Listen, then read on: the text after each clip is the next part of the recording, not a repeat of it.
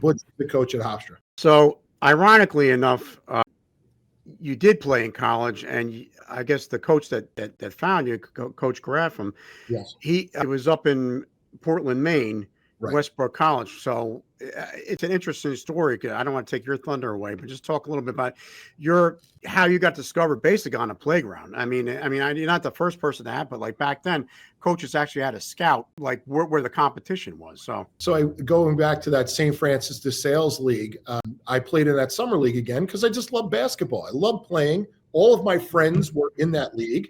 It was a great way to compete against each other. And there was a coach, a young coach in that league named Charlie Marquardt. Charlie Marquardt played basketball for Coach Graffam at St. Joseph's College in Maine in the early 80s and said, and Coach Graffam was just hired as the athletic director and head basketball coach at Westbrook College in Portland, Maine. So it's a small Division III school. It was all girls for 150 years until 1990. And then they wanted to bring boys in, so they had I know, it's hysterical. I went from an all-boys high school to basically an all-girls college.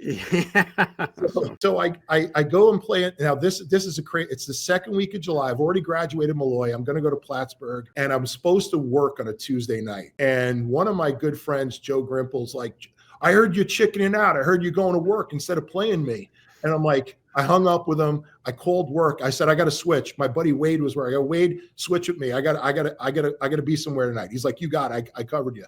I showed up to that game and I wanted to beat him so bad because going back to that competitive nature. And there was a play at the end of that game where I went up for a layup. I got fouled.